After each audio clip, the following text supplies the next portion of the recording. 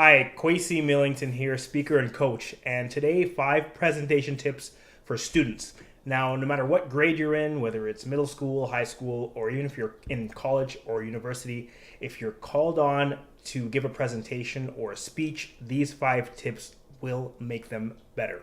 The first tip is start in silence.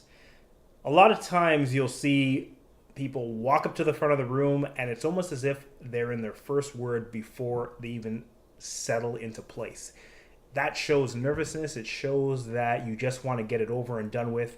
So just absorb the moment. A lot of times you're most nervous right before you say your first word. I don't know if you're like me, but maybe sometimes you get really, really nervous, but after you get speaking for a bit and you get into your content, you get a little bit better. Maybe not completely nerve-free, but you have more control over yourself.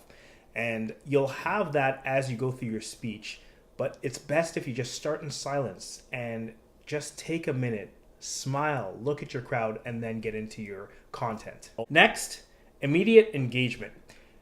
Try to think of a way to get your audience involved right away, whether that's asking a question, getting a response, asking someone something that they need to respond back to, or everyone needs to respond back to, some way to engage your audience right away so that they're thinking, oh, tell me more, or they have to answer something or think about something in their own lives before you get into the rest of your speech. Next, you want to use the power of storytelling.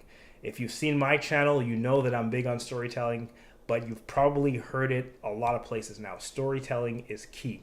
Our minds light up when we hear a story. So even if it's a small story about something that is related to your speech or your topic, it doesn't have to be a whole story for the whole entire length of the speech. If you have a technical presentation or if you have overheads or whatnot, you want to make sure that you have stories interspersed in there, because people don't like to be hammered with technical knowledge all day long. Trust me.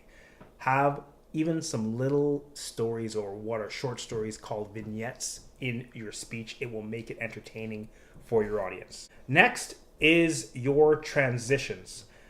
One of the biggest mistakes I see speakers make even to this day is they don't know how to transition smoothly from their introduction to their first point to their next point, or if they're going through a story, you can actually tell where the transition points in their speech are.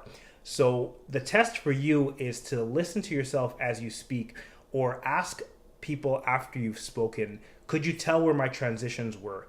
If they're seamless, if it flows, then you know it's gold. If not, then you want to work on at least memorizing those parts of the speech where you're going to be going from one spot to the next. I don't recommend memorizing everything you say, but know your opening, know your closing, and know those transition points so that you can flow from point to point. And finally, tip number 5 is use the power of the pause. You want to start in silence, but you want to have moments in your speech where you have those pauses, where the audience gets to reflect on something important you've said, a question you've asked, and even if it's a rhetorical question, you want to pause as if you're waiting for an audible answer. Let your audience think sometimes. I think a lot of times people get up on stage or they get in front of people and they just spit out everything that they have to say and never let the audience digest. It's like chewing a good meal. You want to chew, 30, 35 times, whatever it is. You want to chew your food so it's well digested. That's what the pause is. It's a chance for your audience to digest your words. So use these 5 presentation tips. No matter what type of presentation you're giving, it will make your presentation better. It will make it stand out, and it will definitely get you noticed as a good presenter.